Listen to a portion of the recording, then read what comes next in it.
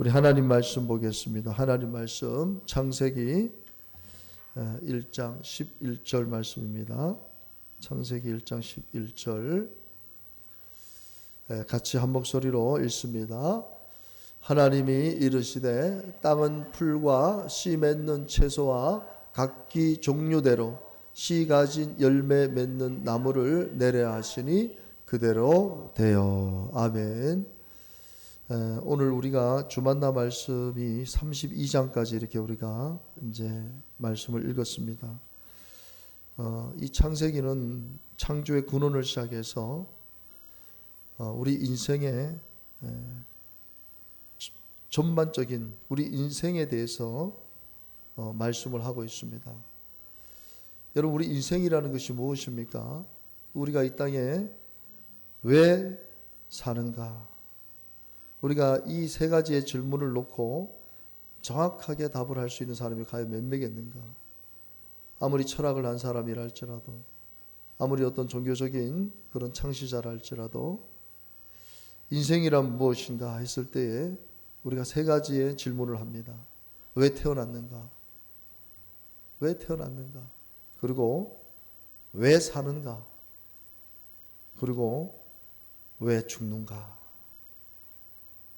이 세 가지의 질문을 우리 인생은 항상, 우리 이어령 우리 초대 문화부 장관께서도 이제 소천을 하셨습니다. 그분께서 마지막에 이 죽음에 대해서 이 죽음의 터널을 그분도 잘 이렇게 정말 아름답게, 그분도 암으로 투병 중에 계시다가 더 이상 항암을 받지 않고 이제 자신의 삶을 이렇게 정리하시다가 한 달 전인가 이렇게 두 달 전인가 소천하셨는데, 참 아름답게 마지막 순간까지 그 죽음을 대면하고 이제는 영원한 세계에, 그분이 문학가이시고 작가이시고 글을 좋은 글을 많이 쓰시고 또 1988년 우리 올림픽 전체를 다 총괄하실 정도로 아주 명석하시고 청명하신 분이십니다.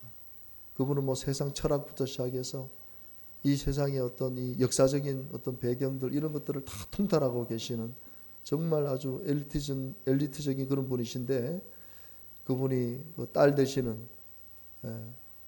목사님을 통해서 세례를 받으시고, 그리고 이 기독교에 입문하면서 또 얼마나 많은, 그래서 지성에서 영성으로라는 책을 이렇게 그분이 쓰시고 그것이 베스트셀러가 될 정도로 그렇게 많은 사람들이 그 책을 읽었는데, 이분이 세상 철학, 세상의 학문에서는 뛰어났지만은 이 영적인 세계를 몰랐던 거예요. 그런데 딸을 통해서 그 딸의 죽음, 그 딸이 죽음을 맞이할 때 어떻게 죽음을 맞이했는지를 옆에서 보면서, 죽음이라는 것이 두려운 것이 아니구나, 그것을 깨닫고 나서 이제 나도 내 죽음도 우리 딸처럼 그렇게 정말 죽음을 뛰어넘을 수 있는 그런 세계에 나도 들어갈 수 있겠구나.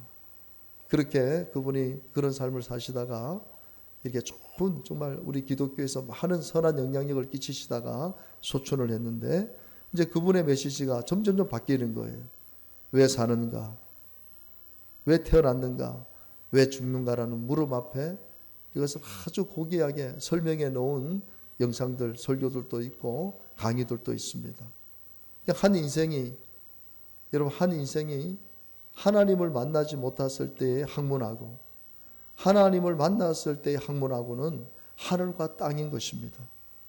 여러분, 이 창세기는 창조의 근원을 비롯해서 우리 인생이 왜 태어났고 왜 살고 왜 죽는가라는 정확한 질문이 바로 창세기 안에 다 있습니다.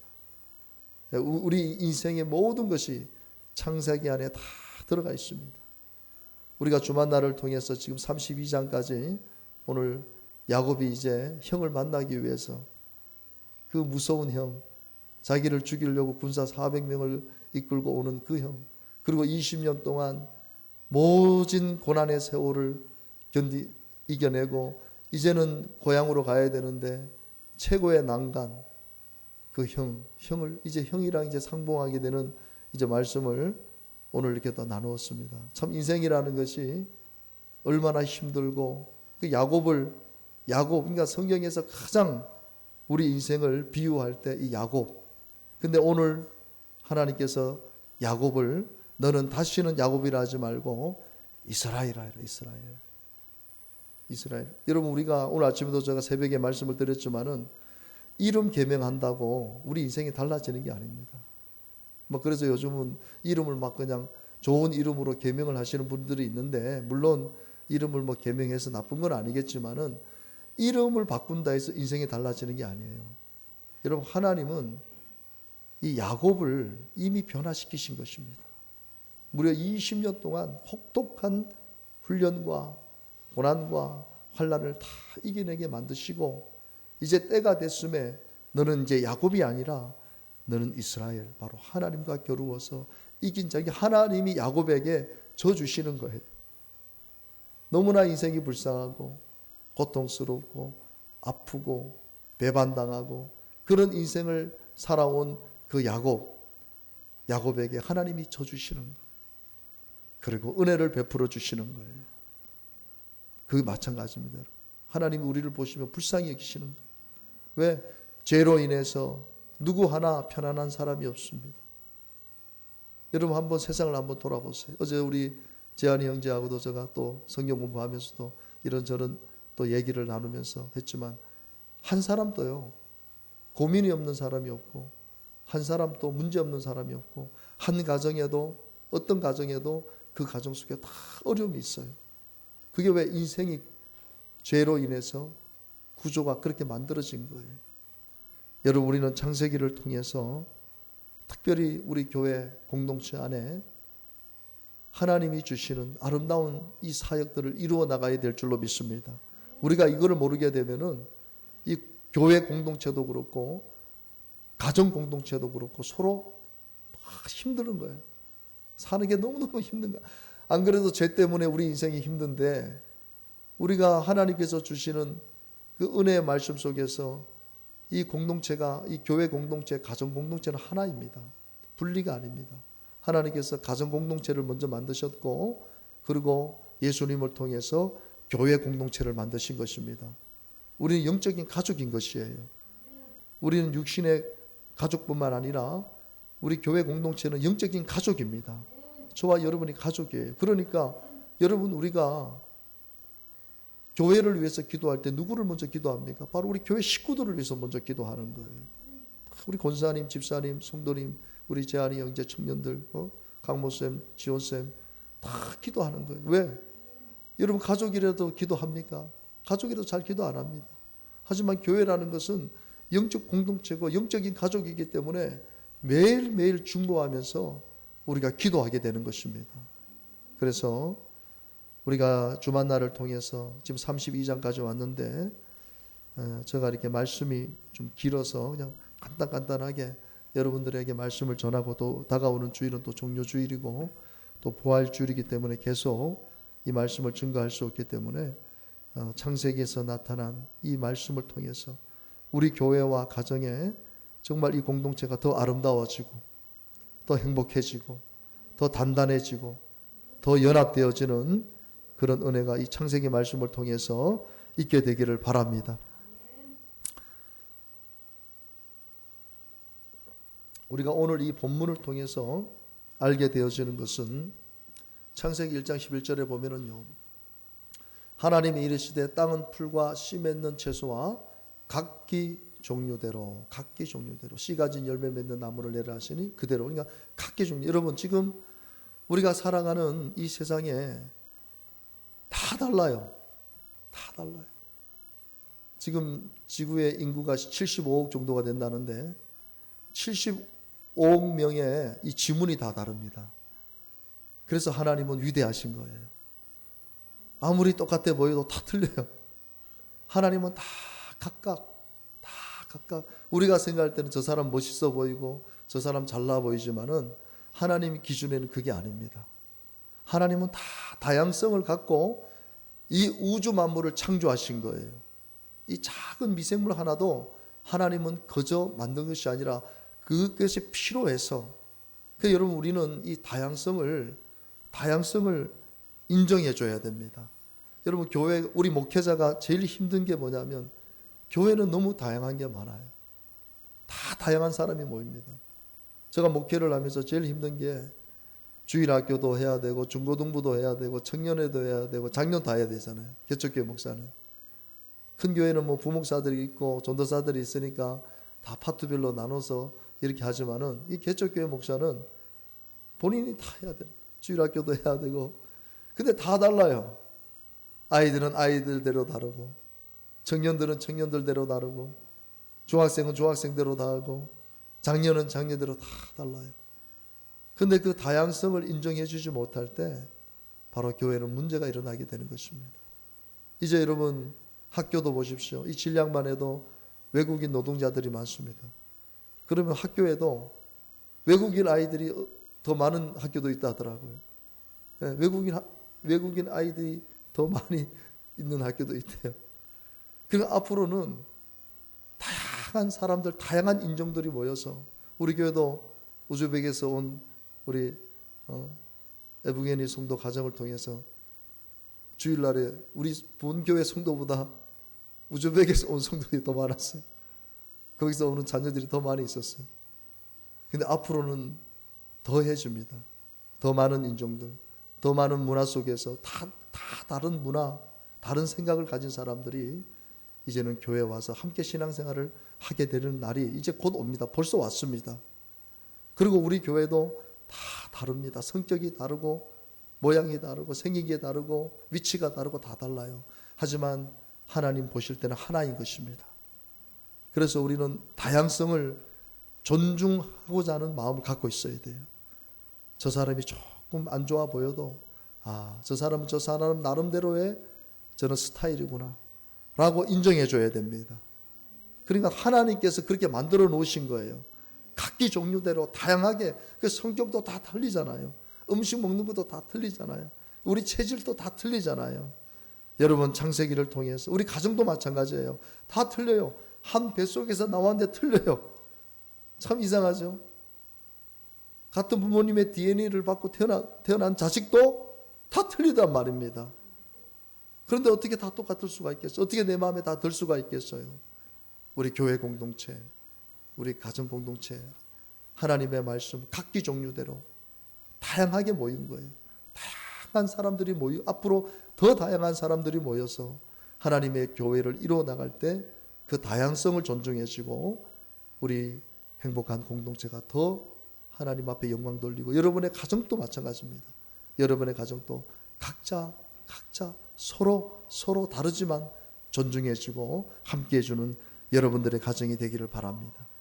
그리고 창세기를 통해서 우리가 가장 깨달을 게 돕는 배필로서의 행복한 공동체, 우리 교회와 가정이 되어야 됩니다.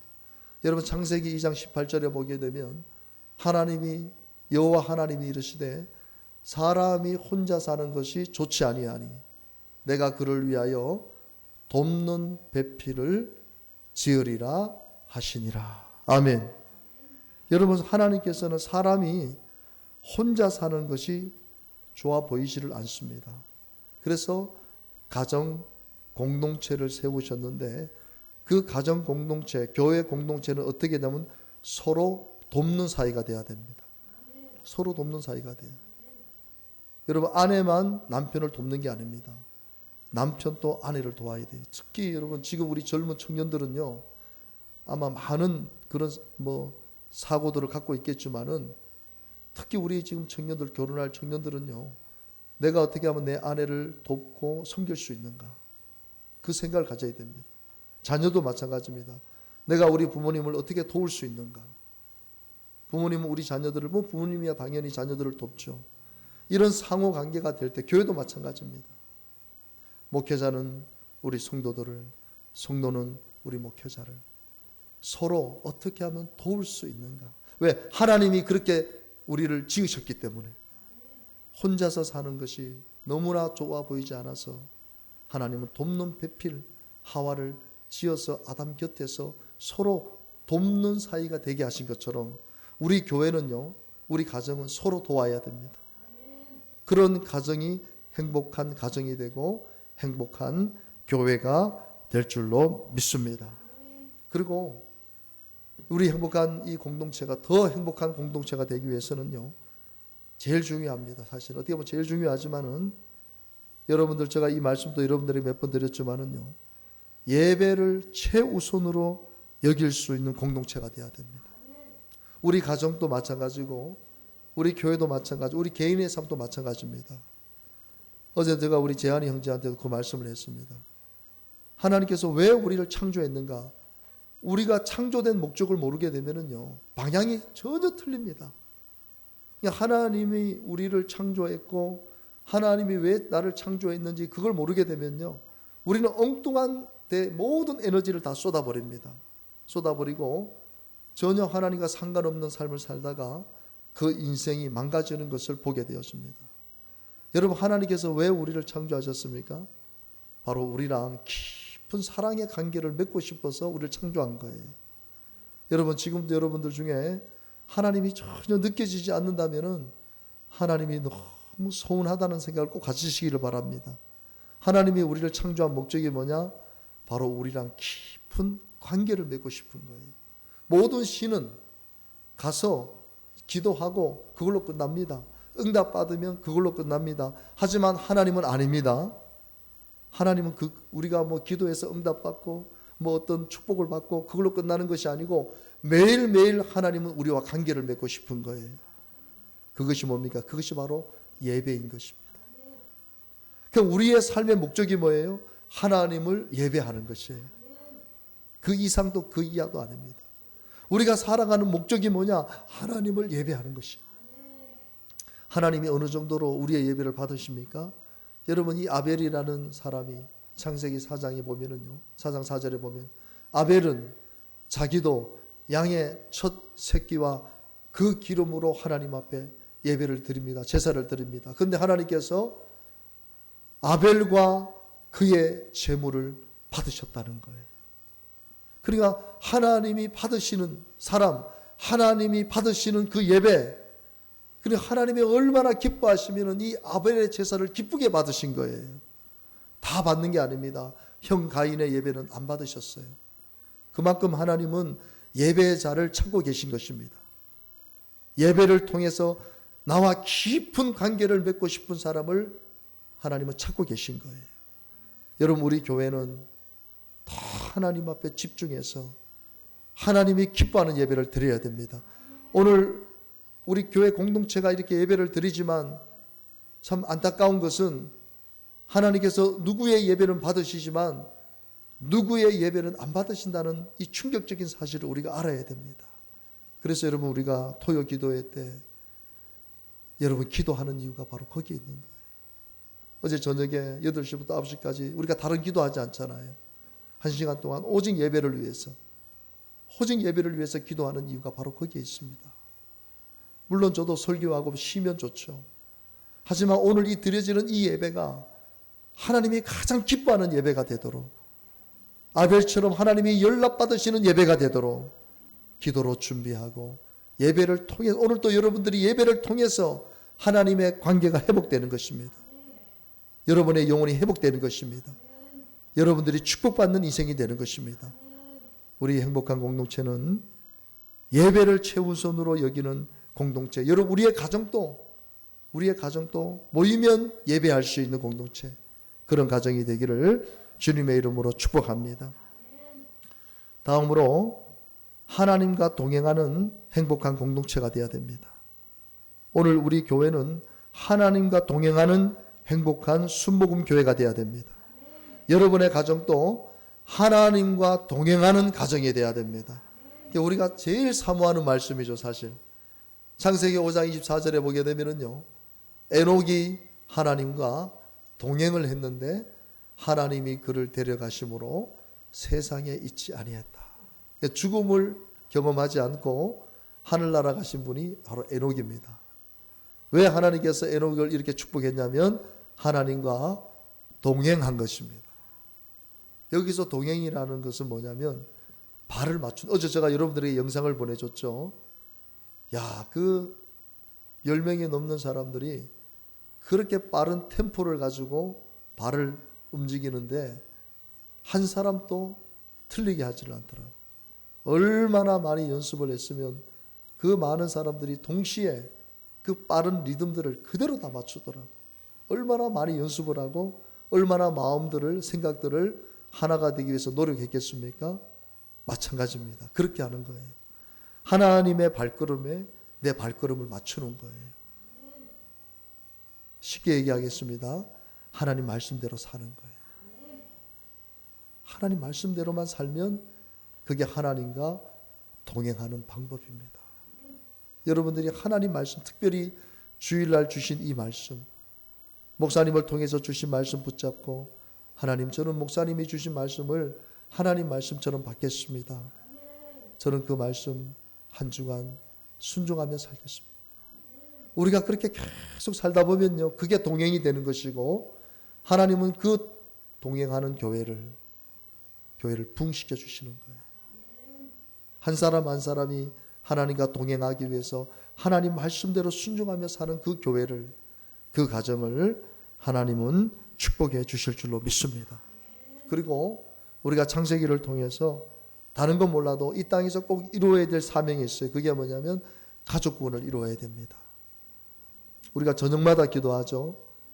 마지막 기도 제목이 가족 구원입니다. 그리고 우리 자녀들의 신앙과 믿음과 앞길입니다. 가장 중요합니다. 여러분, 우리 가정에 아직도 예수 믿지 않는 가족이 있다면 우리가 눈물로 기도해야 돼요.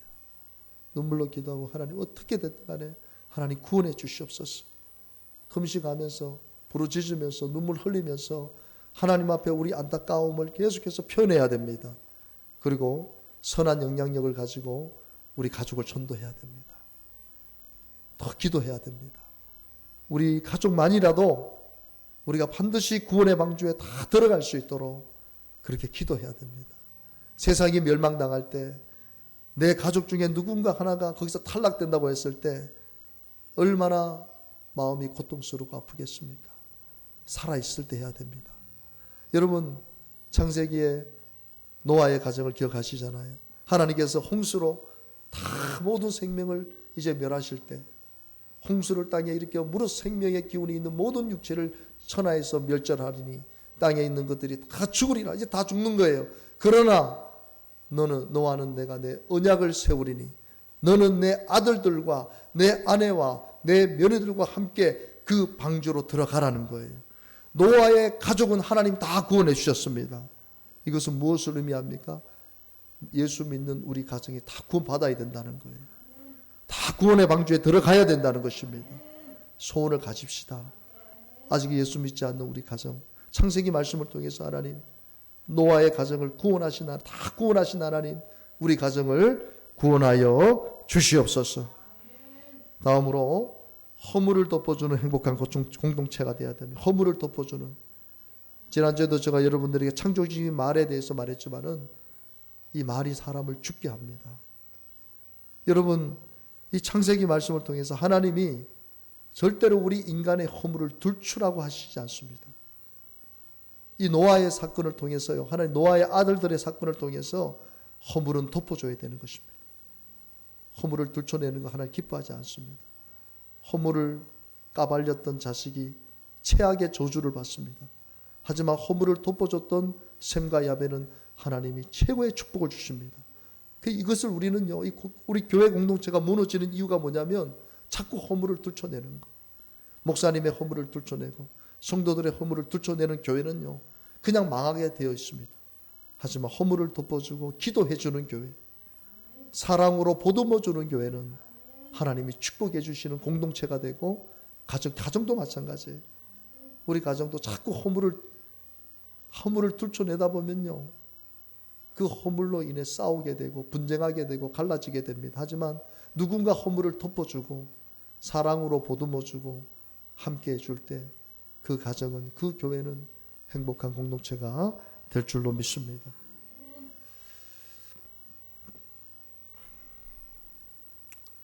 네, 다음으로 하나님을 믿는 하나 되는 공동체가 되어야 됩니다. 우리는 아브라함의 믿음을 본받아야 될 줄로 믿습니다. 아브라함은 믿음의 조상입니다. 우리는 그 믿음의 조상을 본받아야 됩니다. 아브라함을 통해서 하나님은 민족을 이루기를 원하셨습니다. 무엇으로요? 믿음으로.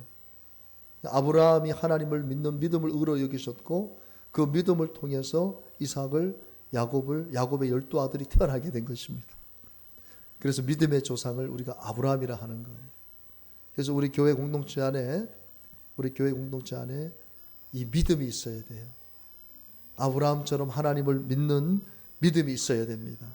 그래서 창세기 15장 6절에 보면 아브라함이 여호와를 믿으니 여호와께서 이를 그의 공의로 여기셨다는 거예요. 여러분, 오늘 저와 여러분들이 하나님을 이렇게 믿게 되시기를 바랍니다. 천지를 창조하신 하나님을요, 우리가 조금 더 의심하지 않고 믿게 되면 하나님은 우리들을 통해서 창조의 역사들이 일어나게 되는 것입니다.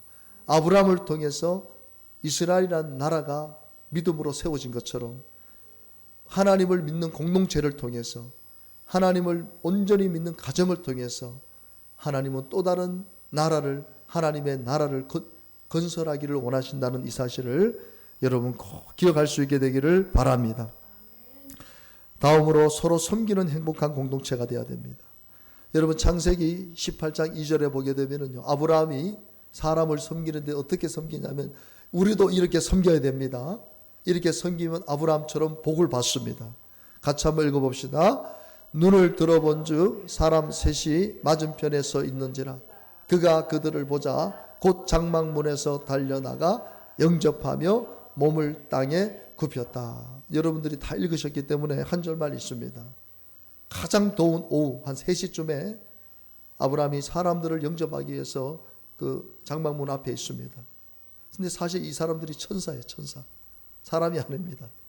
그 가장 더운 날씨에 그 팔레스타인 3시 같으면 거의 40도 이상 되는 날씨에 사람을 섬기고 싶어서 장막문에 앉아있다가 사람 셋이 있는 걸 달려가가지고 영접하고 몸을 땅에 굽히고 가장 좋은 짐승을 잡아다가 음식을 해서 바칩니다. 사람인 줄 알았는데 누구였어요? 천사를 대접한 거예요. 아브라함은 이래서 복을 받은 것입니다. 아브라함은 이래서 영적인 복도 받고 육적인 복도 받은 거예요. 여러분, 교회는 이렇게 섬겨야 됩니다. 여러분, 우리가 주의 종을 섬겨라 그런 얘기를 예전에 많이 했어요. 그래서 요즘은 그런 얘기를 안 합니다. 왜 주의 종을 섬겨야 되냐고. 근데 여러분, 성도의 입에서 그런 얘기를 하면 안 됩니다. 목회자는 그런 얘기를 해야 됩니다. 하지만 성도는 절대로 그런 얘기를 하면 안 됩니다. 왜? 성도가 가장 복을 받을 수 있는 게 누구냐? 주의 종을 섬기는 것입니다. 예전에 주의 종을 섬긴 장로님들, 권사님들이 다 복을 받았습니다. 하나님은 이 강단에서 하나님의 말씀을 전하는 주의 종을 섬기는 것을 기뻐하십니다. 왜냐하면 주의 종이 하나님의 말씀을 받아서 선포하는 그 주의 종을 대접하고 그 주의 종을 위해서 기도해주고 그 주의 종을 잘 보호해 주는 것을 하나님 기뻐하시는 거예요. 여러분, 성도도 마찬가지입니다. 여러분들이 정말 주님 안에서 복을 받기 위해서는요, 아브라함처럼 이렇게 적극적으로 섬겨야 됩니다. 교회 새신자가 왔을 때요, 적극적으로 섬기십시오. 물론 부담을 가질 수도 있지만 사랑으로 섬기는 것을 하나님 기뻐하십니다. 교회는 이렇게 아브라함처럼요, 먼저 섬기려고 준비를 하고 있어야 돼요. 아브라함이 어느 정도로 섬겼냐면요, 그 나이도 지극하고 권세가 있는 사람이요, 성경을 다 읽으셨겠지만 옆에서 서비스 하려고, 말만 하면 뭐라도 갖다 주려고 옆에서 다 지켜보고 있는 거예요.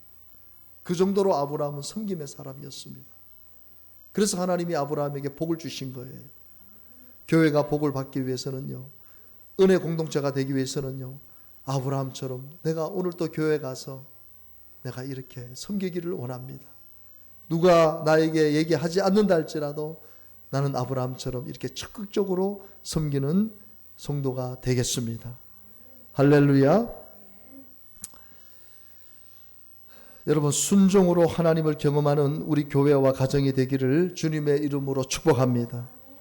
어떻게 보면은 참 우리가 창세기에서 가장 하이라이트 되는 말씀이라고 하겠죠. 창세기 22장 2절을 같이 한번 읽어봅니다. 여호와께서 이르시되 내 아들 내 사랑하는 독자 이삭을 데리고 모리아 땅으로 가서 내가 내게 일러준 한 산 거기서 그를 번제로 드리라. 아멘. 여러분, 하나님께서 아브라함을 온전히 축복하시기 위해서 사랑하는 아들, 그것도 100살에 나왔습니다.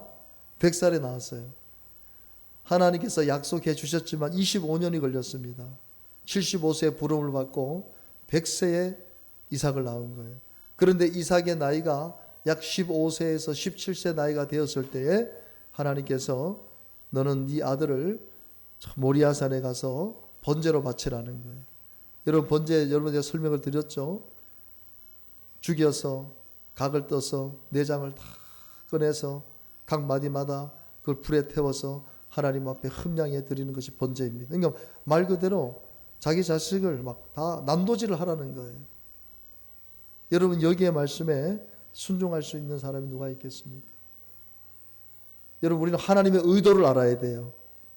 하나님이 정말 그걸 원하시는 겁니까? 여러분, 하나님께서 오늘 저와 여러분들이 우리가 고난을 당하고 어려움을 당할 때 하나님의 의도를 정확하게 분별할 수 있는 지혜가 있게 되기를 바랍니다. 이 지혜가 있으면요, 우리가 순종하게 되는 것이에요. 그런데 이 지혜가 없으면 우리는 이스라엘 백성들처럼 계속해서 원망하고 불평하고 가는 곳곳마다 하나님을 대적하는 일들을 하게 되는 것입니다. 여러분, 오늘 저를 비롯해서 우리 모든 성도님들이 오늘 여러분, 하나님께서 아브라함에게 요구하셨던 것을 우리에게 요구하지 않습니다. 아브라함은 어떻게 보면 특별 은총을 받은 거예요. 그리고 특별한 시험을 당한 거예요. 만약에 하나님께서 오늘 저와 여러분들에게 자녀를 그래 바치라 그러면 그게 말이 안 되죠. 하나님은 우리에게 이렇게 시험하지 않아요, 오늘날. 하지만 하나님은 하나님의 영광을 위해서 때로는 저와 여러분들이 순종할 수 없는 그런 말씀들을 주실 때 아멘 하시라는 것입니다. 아멘. 우리 크게 한번 아멘 합시다. 아멘. 그냥 우리가 순종할 수 없을 때 하나님의 말씀을 듣고 순종하라는 것입니다. 이게 표본이에요, 표본. 여러분, 아브라함은 자기 아들도 하나님 앞에 바친 거예요. 순종한 거예요. 그렇다면 우리 입장을 잘 생각해 보세요. 우리가 하나님 앞에 순종 못할 것이 없다는 것입니다. 믿음의 조상인 아브라함이 자기 아들을 번제단에 죽여서 바치려고 했던 그 순종을 보면서 너희들은 내가 전하는 말씀 앞에서는 순종하라는 거예요. 우리 할 수 있지 않습니까? 이 교훈을 우리가 받아야 됩니다. 아브라함 같은 순종을 주시지는 않습니다. 하지만 하나님은 말씀으로 여러분들이 감당할 수 없는 때로는 그런 순종도 원하실 때 우리가 아브라함의 순종을 생각하면서 우리는 순종할 수 있다라는 것이에요. 오늘 여러분, 우리 공동체가 하나님의 말씀이 선포됐을 때에 하나님, 내가 저 말씀을 순종하겠습니다. 저 말씀 앞에 내가 오늘 살아가겠습니다. 말씀이 내 삶에 이루어질 수 있도록 하나님 나를 도와주시옵소서. 오늘 저와 여러분이 그렇게 기도하고 순종하는 한 사람을 통해서 이 바이러스가 퍼져나가는 거예요. 그 한 사람의 간증을 통해서 그 교회가 복을 받고 그 가정이 복을 받습니다. 많은 사람이 아니에요. 오늘 이 자리에 오늘 적게 우리가 모였지만은요, 여러분 한 사람이라도 오늘 하나님, 오늘 목사님 말씀 듣고 내가 아브라함처럼 아들은 바치지 못한다 할지라도 하나님이 나에게 주시는 오늘 이 말씀 내가 순종하며 살겠습니다. 그 한 사람의 순종이요, 우리 교회를 변화시킵니다. 수백 명, 수천 명이 교회를 변화시키는 게 아닙니다. 한 사람입니다. 아브라함의 한 사람, 이 순종을 통해서 바로 이삭이라는 이 어마어마한 자식을, 이 이삭은요, 하나님께서 그냥 축복해 주세요. 아브라함이 순종을 했더니요, 이삭은 가는 곳곳마다 하나님 축복해 주십니다. 흉년 때에도 막 100배의 축복을 주세요. 누구로부터? 아버지 아브라함으로부터 받은 순종의 결과가 그 아들에게 그대로 증거되게 되는 것이에요. 우리 한 사람의 순종이 내 옆에 있는 성도를 변화시킵니다. 순종을 통해서 받았던 은혜와 복과 열매가 내 옆에 있는 지체들에게 도전을 줍니다. 여러분, 순종합시다. 우리가 뭘 순종 못하겠어요? 자기 아들도 바치려고 바치는 아브라함의 이 순종을 우리는 못하잖아요. 그런 걸 하나님 하라고 하시지 않잖아요. 하지만 하나님께서 오늘 하나님 말씀으로 주시는 이 말씀은 우리가 순종할 수 있지 않습니까? 이 순종을 통해서 아브라함처럼 정말 우리 교회가, 여러분의 가정이 상상할 수 없는 복과 은혜를 받아 누리게 되시기를 주님의 이름으로 축복합니다. 마지막으로 어떻게 보면은 우리 교회 2022년도 우리 교회 주신 말씀입니다. 이 지역을 복음화시키는, 여러분 우리가 힘써서 행해야 될 줄로 믿습니다. 우리가 불신자들에게도 인정받을 수 있는 세상의 빛과 소금된 삶을 우리가 살아가야 됩니다. 그래서 우리는 항상 조심해야 되고 우리가 복음을 전해야 됩니다. 복음을 전하기 위해서는 내 행실이 너무 중요한 거예요. 여러분 아브라함은요 참 귀한 분이십니다. 왜 하나님께서 이 아브라함을 통해서 그 은혜와 복을 주셨냐면, 아브라함은 믿음의 사람들에게만 인정을 받은 것이 아니고 아비멜렉이라는 믿지 않는 우상을 섬기는 그런 사람들에게까지도 인정을 받은 사람이에요. 창세기 26장 28절 같이 한번 읽어봅니다.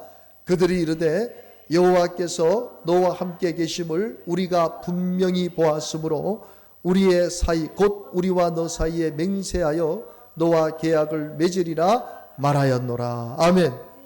여러분 이 얘기를 불신자가 하는 거예요. 불신 왕이 아브라함에게 하는 거예요. 여러분 우리가 살아가면서 당신은 정말 예수 믿는 사람이다. 당신은 정말 신앙인입니다. 당신은 정말 정직합니다. 당신은 정말 하나님의 사람입니다. 라고 우리가 아브라함처럼 이야기를 들을 수 있어야 됩니다. 그래야 우리가 복음을 전할 수 있고 우리가 살고 있는 이 지역을 복음할 수 있어요. 이제는 말로만 전도지 줘서 전도하는 시대는 사실 끝났습니다. 왜냐하면 우리 교회가 너무나 많은 세상에 조롱거리가 됐어요. 빛이 상실되어졌고 맛을 잃어버려서 세상 사람들에게 막 질팔피는 시대가 됐습니다. 이것을 회복하기 위해서는 말이 아니라 바로 우리의 삶인 것입니다. 더 아름다운 삶을 보여줘야 되는 것이에요. 더 정직한 삶을 보여줘야 되는 것이에요. 그러면요 믿지 않는 사람들은요 우리 믿음의 사람의 행실을 보고 하나님께 영광을 돌린다고 했거든요. 필요한 것이에요. 2022년도 하나님께서 우리 교회에 주신 이 지역 복음화를 위해서 우리 한 사람 한 사람이 복음의 증인이 되기 위해서 더 노력하고, 그래서 올해가 가기 전에 정말 우리 교회 이 빈자리가 다 채워져서 그것이 하나님께서 하셨다는 증거로, 그러기 위해서 우리 한 사람 한 사람이 빛이 되어지고 소금이 되어지고 정말 바른 행실을 통해서 오늘 아브라함처럼 믿지 않는 사람이 인정해 줄 수 있는 그런 하나님의 사람으로 우리가 오늘 도전받게 되기를 주님의 이름으로 축복합니다.